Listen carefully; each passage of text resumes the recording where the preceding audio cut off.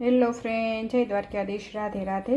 આજે આપણે બનાવશું કેરીનું ખાટું અથાણું। તેના માટે મેં અહીંયા રાજાપુરી જે કેરી આવે તે લઈ લીધી હતી અને આવી રીતે મેં એક કેરીના 4 ભાગ સુધારી લીધા છે। જો તમે આવી દળવાળી કેરી લેવાની અને હવે આપણે આમાં મીઠું અને હળદર ભેળવી અને 2-3 દિવસ માટે બોળો કરી નાખશું।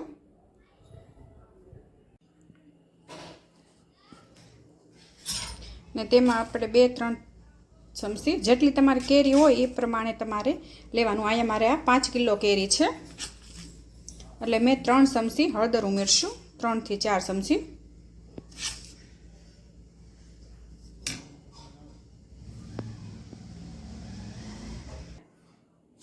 અને હવે 4 થી 5 ચમચી આપણે મીઠું ઉમેરી દઈશું।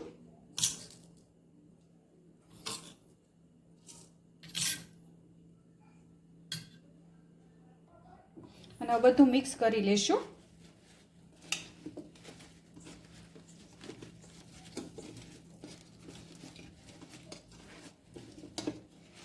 અને અહીંયા મને હજી હળદરની જરૂર લાગે છે થોડીક। આમાં કોઈ હળદરનું માપ નથી હોતું,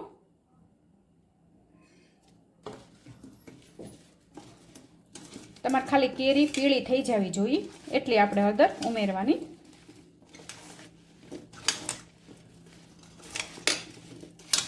અને આવી રીતે આપણે મિક્સ કરી લેશું। અને આ ખાટું અથાણું મારા સાસુએ શીખવાડેલું છે મને। આમ તો બધા અથાણા મારા સાસુએ જ મને શીખવાડેલા છે। એ બનાવતા ને એટલે હું જોતી એટલે મને બધા આવડી ગયા।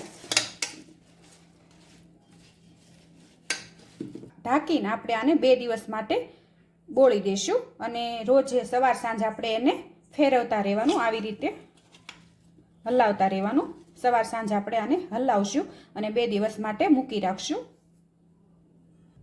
અને કેરી આપણી મિક્સ થઈ ગઈ છે અને ઢાંકીને આપણે મૂકી દઈશું। આમાં પાણી નથી ઉમેરવાનું, હળદર અને મીઠાનું પાણી જ થશે આમાં। અને અહીંયા જો આપણી કેરી તૈયાર થઈ ગઈ છે। જે આવી લીલી હોય ને તે નહીં લેવાની અને આવી રીતે એકદમ પીળી થઈ જવી જોઈએ। અને હવે આપણે આ કાસરા સૂકવી દઈશું નિતારીને। આ 3 દિવસ મેં બોળો કર્યો હતો ત્યારે આવી રીતે એ પીળા થયા છે અને 3 દિવસ બોળો રાખવાનો। અને જો આવી રીતે લીલા હોય તો 1 દિવસ વધારે રાખવાનો। અને અહીંયા મેં આવી રીતે બધી કેરી સૂકવી દીધી છે, તમે જોઈ શકો છો। જો તમે આછા કપડામાં સૂકવી દેવાની, આવી રીતે મેં પંખા નીચે સૂકવી દીધી છે। અને દળવાળી કેરી હોય તો 1 દિવસ સૂકવવા દેવાની અને બહુ દળ ન હોય તો તમારે 4-5 કલાક સૂકવવા દેવાની। હવે આપણે આને 1 દિવસ સૂકવવા દઈશું। અને અહીંયા આપણે સંભારની તૈયારી કરશું। તેના માટે મેં અહીંયા 500 કુરિયા લીધા છે, મેથીના, એકલા મેથીના જ કુરિયા લેવાના છે। અને અહીંયા તેલ ગરમ કરવા પણ મેં મૂકી દીધું છે। આમાં તેલનું કોઈ માપ નથી હોતું। અને એક મોટા વાસણમાં આપણે આવી રીતે મેથીના કુરિયા ઉમેરી દઈશું। અને આ અથાણું મારા સાસુ બનાવે છે, સંભાર હું નથી બનાવતી।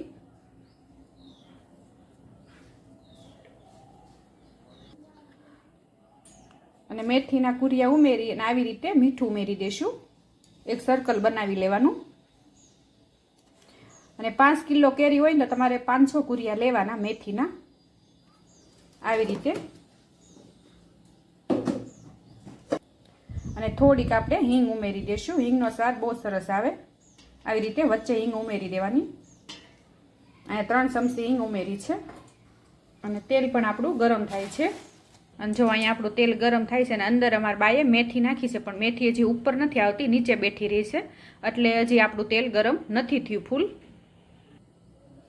અને આપણું તેલ ફૂલ ગરમ થઈ ગયું છે, આપણે મેથી ઉપર આવી ગઈ છે।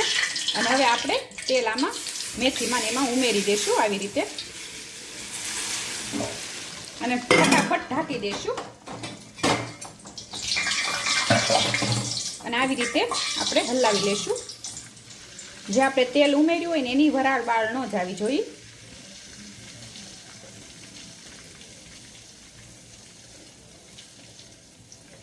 તળવા દઈશું કુરિયાને આવી રીતે તેલમાં। અને હવે આપણે જોઈ જોઈશું, જુઓ તમે સુગંધ પણ મેથીને એકદમ સરસ આવે છે। અને ફરીને આપણે થોડુંક તેલ પાછું ઉમેરી દઈશું.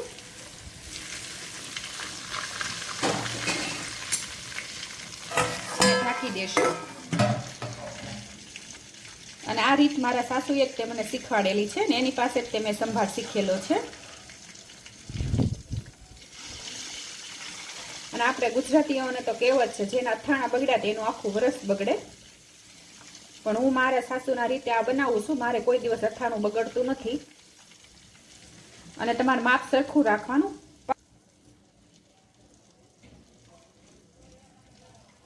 અને 10 કિલો કેરી હોય તો તમારે કિલો કુરિયા લેવાના.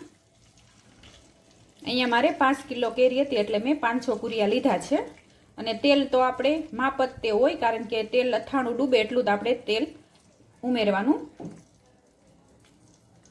અને આપણે આવી રીતે ઢાંકીને થાવા દઈશું.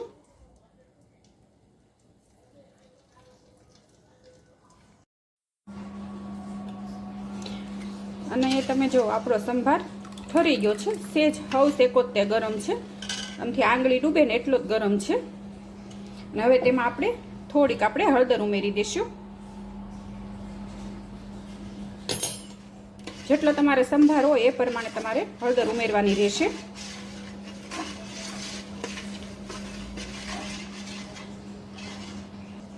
અને અહીંયા મેં તીખા ને લવિંગ લીધું છે, તે ઉમેરી દઈશું. તીખાનો એનો સ્વાદ સરસ આવે આમાં. અને 1 ચમચી જેટલી વરિયાળી ઉમેરી દઈશું. તેને પણ આપણે મિક્સ કરી લઈશું.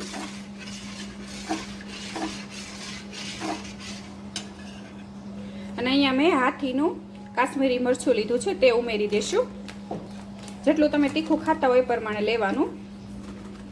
અને તમે અડધું તીખું મરચું ને અડધું કાશ્મીરી તેમાં પણ ઉમેરી શકો.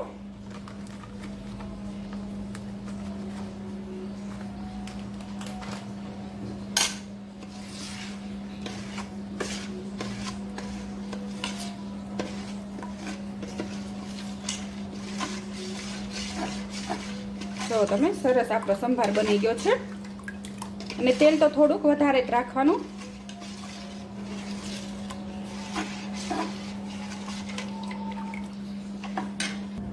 અને થોડાક આપણે આખા ધાણા જે આવે ને તે ઉમેરશું સ્વાદ પ્રમાણે. અને તમે આવી રીતે એકવાર સંભાર બનાવજો, આખું વરસ એવું ને એવું અથાણું રહેશે.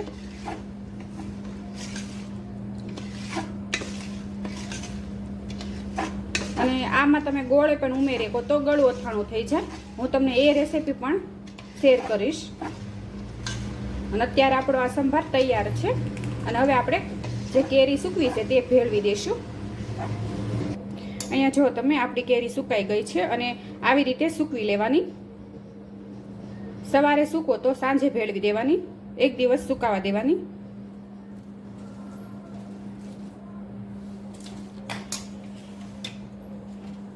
અને આવી રીતે આપણે ઉમેરી દઈશું બધી કેરી.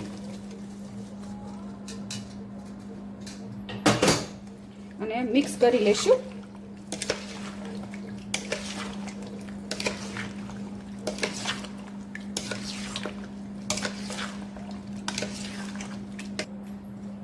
જો તમે આપણું અથાણું તૈયાર છે, ખાટું. અને હવે આપણે 2 દિવસ સુધી આને તપેલામાં આવી રીતે રાવા દઈશું. અને સવાર સાંજ આવી રીતે હલાવતા રહીશું. એટલે અથાણું આપણું એકદમ ગળી જાય અને એક રસ થઈ જાય. અને તમે બોટલમાં પણ ભરી અને હલાવી શકો.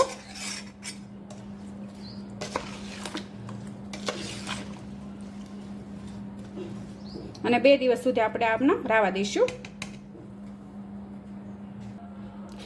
અને અહીંયા અથાણું આપણું તૈયાર છે. અને એક ટીપ તમને લઈ દઉં, કારણ કે જ્યારે આપણે અથાણું કમ્પ્લીટ થઈ જાય ત્યારે તમે ચાખો ને તો સેજ કડવું લાગતું હોય તો તમારે મીઠું થોડુંક નાખી દેવાનું, કારણ કે મીઠું ઓછું હોય ને તો જ કડવું લાગે.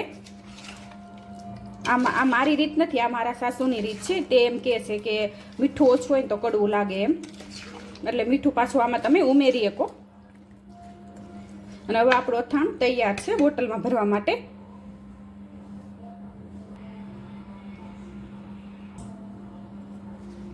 જો તમે આપણું અથાણું તૈયાર છે.